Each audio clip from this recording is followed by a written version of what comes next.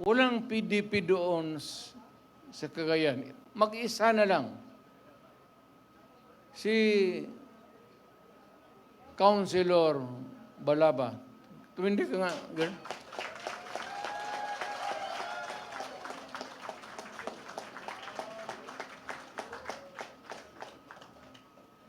Kaya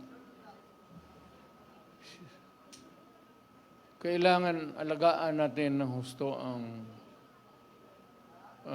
political ang wala ng PDP doon. Siya na lang, babae pa. Mabuhay ka, Girly Balaba.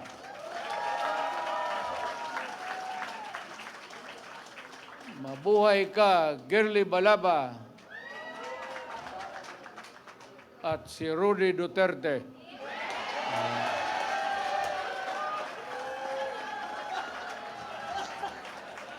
Wala mang Malaysia yan. Gusto mo, idagdag din yung mga pangalan ninyo. Sino? Girly Balaba. Sino? Taas kamay.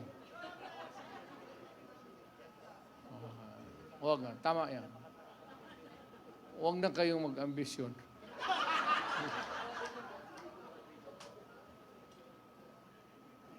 Walang sundalo na hindi pumapatay. Baski na walang uto sa kanila, if they are assigned in a certain place, tapos guluhin mo, paputokin mo yung granada, yung performance nila apektado. Nakarecord yan eh. Sa panahon ni Bato, ito ang nangyari. Sabi mo, pagdating ng promotion conference, kaya ba nito? Tingnan mo, panahon niya, oh. Rape, marami. Oh. Rape, 4. Panlima, siya pa ang pangalan dito, kasali siya. Ganun yan eh. So ngayon, maasahan niya ng isang lugar. Hindi na kailangan na sabihin mo na ako magsabi. Pagka medyo magulo, tapos apektado yung performance nila. Talagang tapos na. Lahat yan, walang ano. Lahat, as lahat. Baka mag-ano kayo. Pero yung extra judicial killing, wala man tayong extra. Killing lang. Ayun, sino nag-invento niyang putang ina? Bakit maging extra yan? Ano yan? Kota? Lahat sundalo. And, nandito na ba lahat? Nandito na lahat? Kompleto na kayo? Okay. Ito naman, talagang admirer ako. Totoo, admirer ako niya. Maka-Duterte ito eh. Tsaka,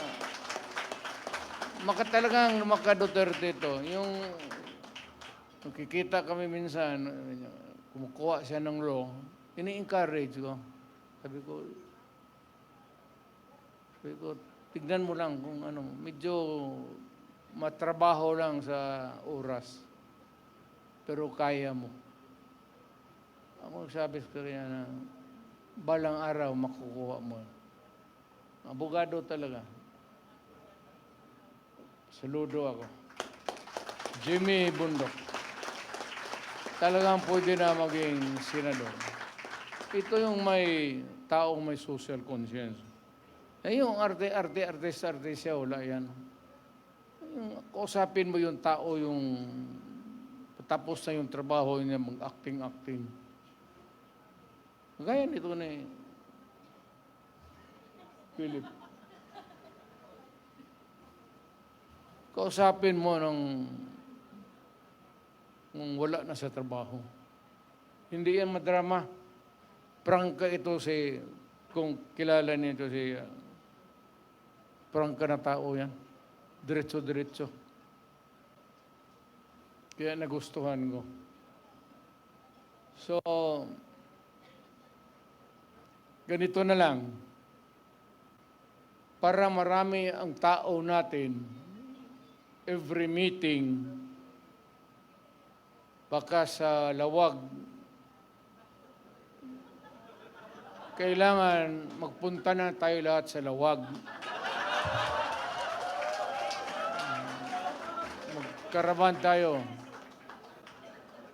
Baka sa sunod sa Bicol, at least para sigurado talaga na mayroong, hindi natin alam kung ano ang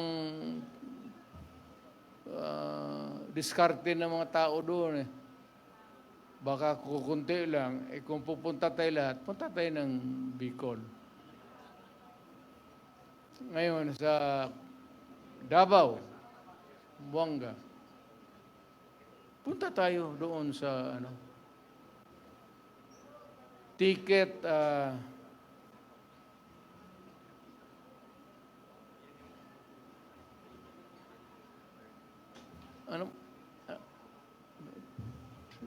ito si Jun Ivasco. Ito yung pinakautak ko talaga.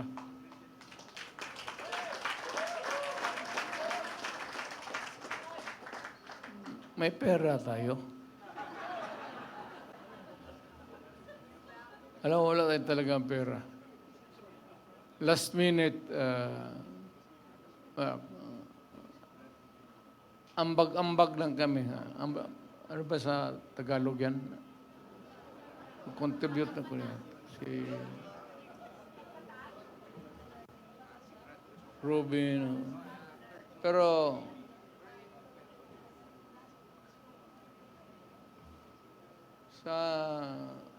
kung pumunta kayo ng Davao, totoo, kung ticket-ticket lang, kaya ng mayor yan.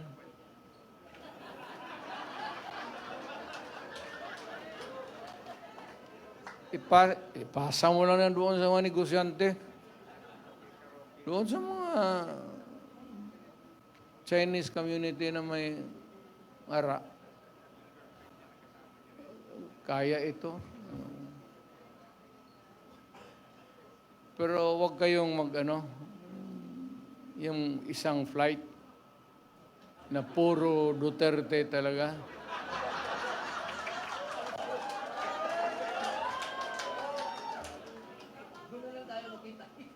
Kasi pag mag-take off yan, ang kabila magsige dasal. Mahulog sana yan. Mawala na ko ng tao.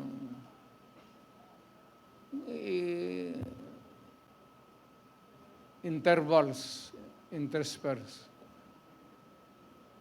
Punta kayo ng Mindanao. Actually, hindi na ako nagluloko. Parang ako. Kung maano kayo sa Davao, kindly drop by our place. Si Bongo, si Bato.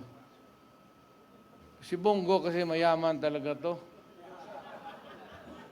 May printing press. Walang problema nito sa propaganda. No, pinakamalaki yan sa Mindanao. Printing press niya. So, kung sabihin mo lang na kalahati nito, kaya niya. Kaya niya. Sagutin mo na, Bong. Huwag kang mahiya. But seriously now, magabi na. I'd like to remind again everybody that, the democracy was really conceived by our forefathers to be one that is really working. Kaya nga may demokrasya because there is a periodic election. The president You are served there for about 6 years, then alis ka, another one. And for the mayor and the rest of the officials of government. Talagang elected. Mabuti yan eh. So it is intended, ang mahirap kasi, may mga politiko na medyo may mentality na mga gangster, yan papasok. Wag ninyong ano yan. Baski sa ating grupo, lalo na yung magdala-dala ng armas, tapos walang mangyari niyan. Sisirain lang ang bayan natin yan. Look for somebody na talagang would stand for what is right and what is really just. Yan ang hinahanap natin. Palagay ko, kilala ko lahat itong mga tao na ito. Walang ano ito. At least may, lalo na ito si Tony Marcoleta. Parang pare ito eh. Totoo. Nagkamali ito ng trabaho. Nagpare, ay sana ito, pero iglesia kasi. Pastor na lang. Ito magsalita ito, totoo. Nakikinig ako dito. Marunong, bright talaga. Hindi ko kaya habulin ang utak ni Marcoleta. Hindi ko kaya abutin. Totoo yan. Kaya sabi ko itong mga ganito na tao, kailangan kaibiganin mo na lang. Baka ma-enkwentro mo ito sa korte, putang ina, baka ilang paso ka. May kunting awa naman. Attorney Lambino, talagang matagal na nagtatrabaho ito sa PDP. A very patient man. Talagang naghintay lang sa panahon niya. Actually, he has been there for so long a time helping PDP, helping the candidates, asking nothing in return. But he has been there. Kagaya ni June Ibasco. Yan si June Ibasco, yan ang noon pa, noong na mayor pa ako, siya na yun, hanggang naging presidente ako.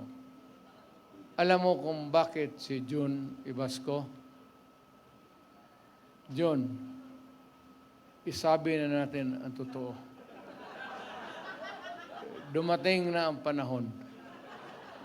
Okay? Ako isang prosecutor. I was a prosecutor. Yun ang trabaho ko eh. One day, itong sila Colonel Stares, yung mga Philippine Constabulary, parang nagpa-plenum ito sila sa North Cotabato.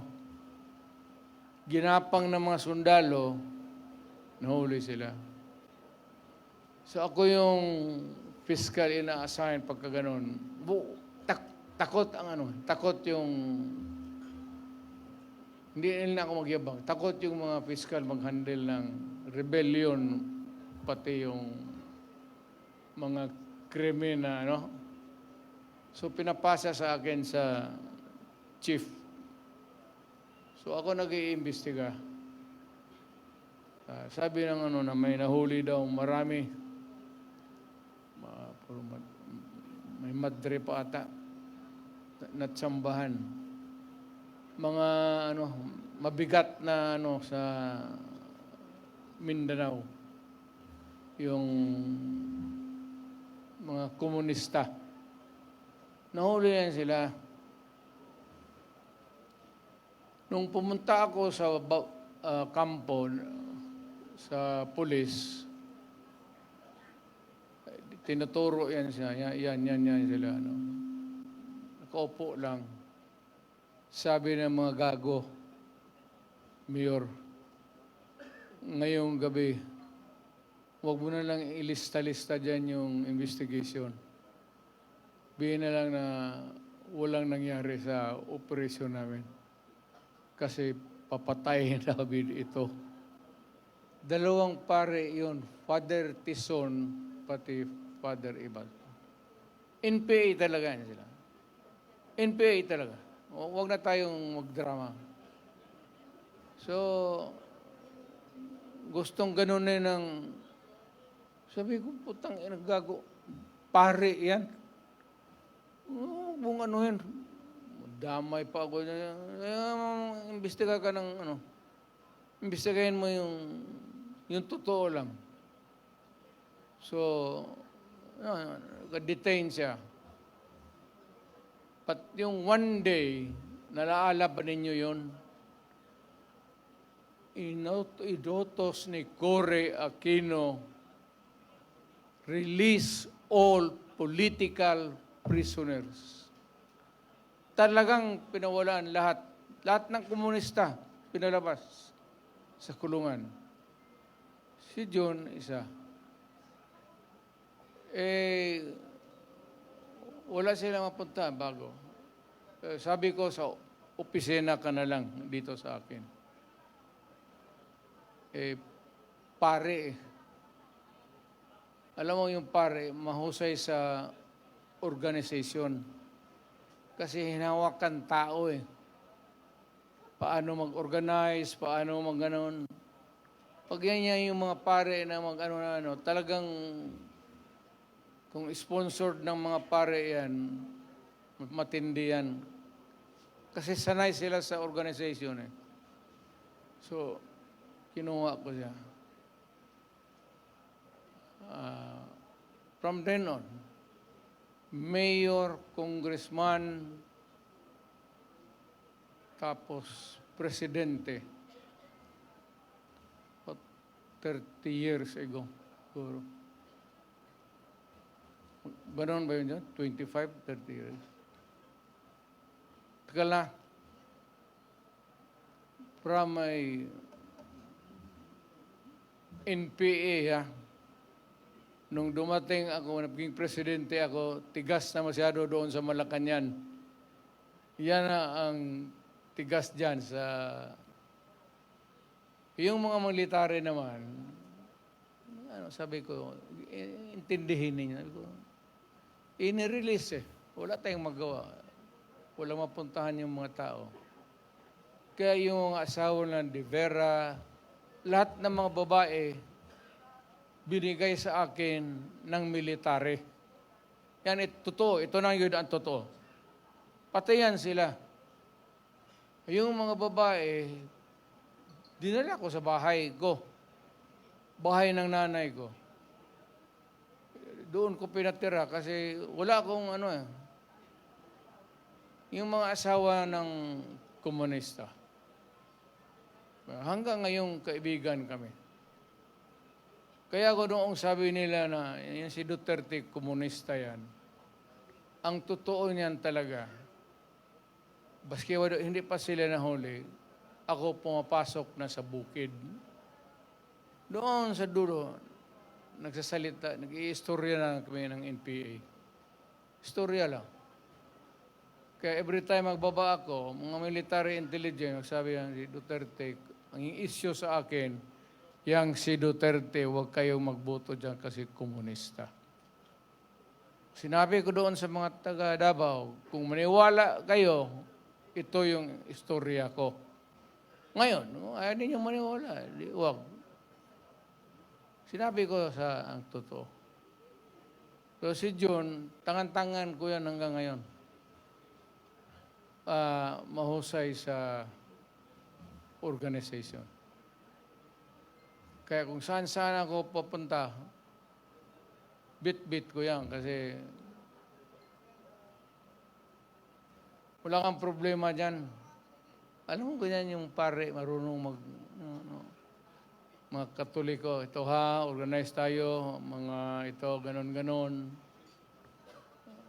Mahusay yan sila magdala. Kaya medyo lamang tayo ng konti dyan sa habulan ng isip. So, ganito, siya yung utak talaga. Siya yung ano sa akin. Wala naman, sanay na kami. Siya na yung mag-spacing sa kampanya.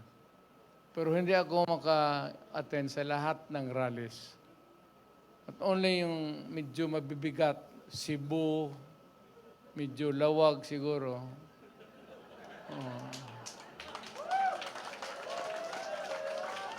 Para, sabi ko kay Marcos, punta ako doon, mag-rally kami sa inyo. Yung mabibigat, sa Buanga siguro, gano'n. Nandoon ako, pero hindi lahat kasi una-una, sa totoo lang, wala tayong pera.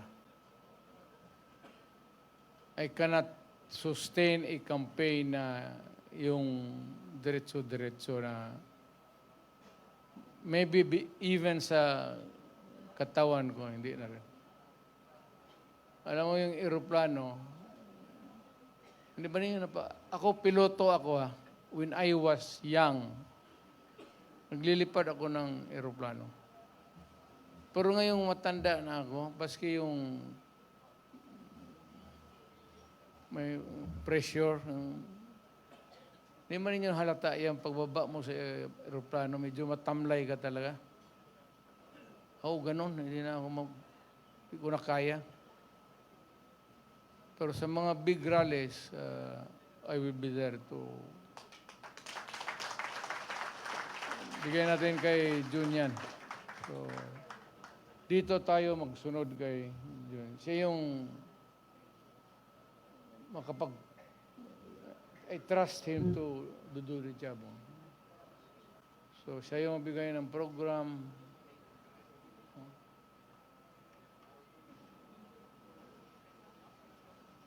Sign language yan.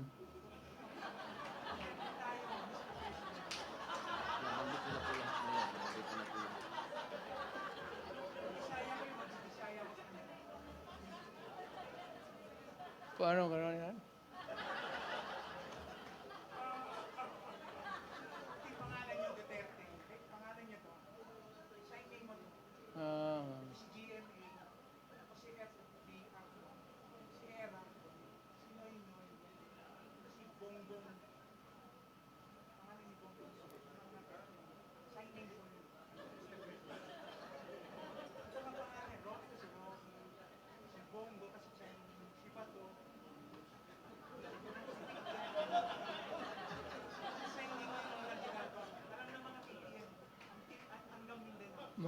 Magkita tayo bukas.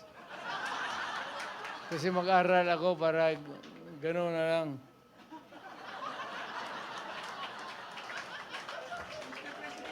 Sabi sa mga babae, beautiful kayo, maganda kayo. Beautiful. Beautiful.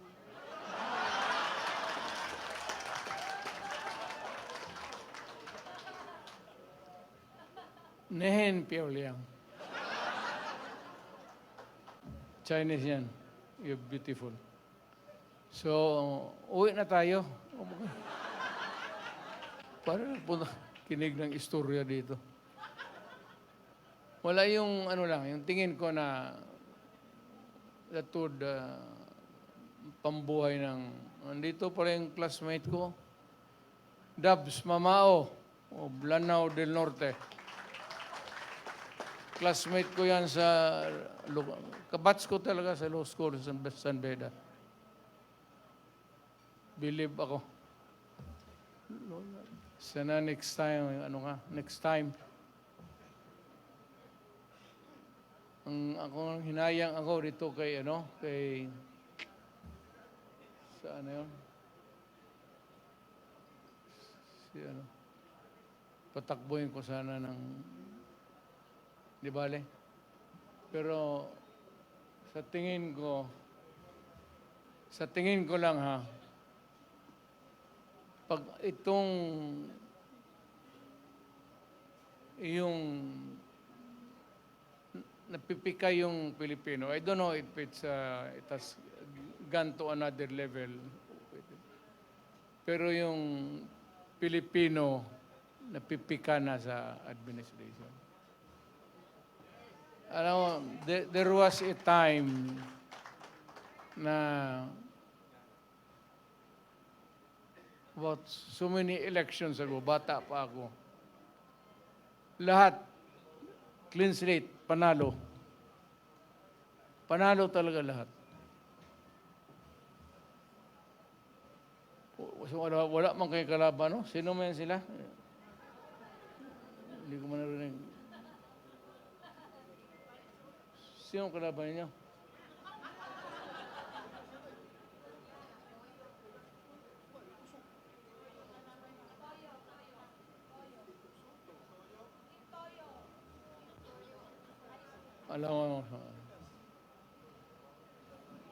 Alam ko na pipika ang Pilipino ngayon. As of now, hindi, not hatred or anger. Pero I could sense, nandyan ako sa napipika na ang tao. Kaya yung sentimento ng tao, papasok yan sa utak nila habang nagbuboto, patay. Haros tayo lahat, clean slate. Partido ng Pilipino. Totoo yan. Yung ng tao ngayon, ang tao, hindi naman sa galit. I don't know if it's, I would not want to raise it to the level of anger or hate. But ako, sigurado ako na ang Pilipino napipika na. Either failed promises or whatever. Kaya pagdating ng, kung nasa isip pa yan ng Pilipino, malas na. Wala, swerte natin. Boss, panalo kayong lahat. Pati si Atty. Torrio na hindi kandidato.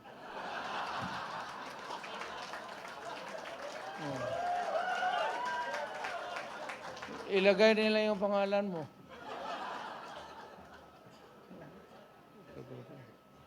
Torreon is a very good lawyer. Number 1. Kita mo si pastor nakakulong pa ngayon.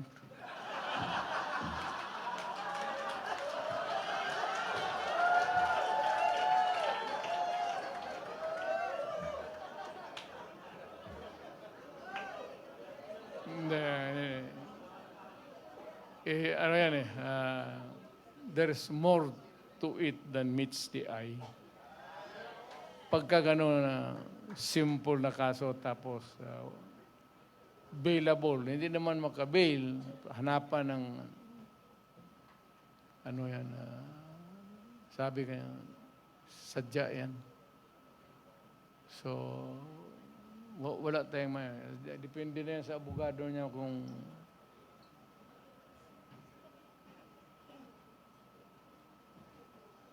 nakakabisita ba? Magbisita ako. Magbisita ako kay pastor.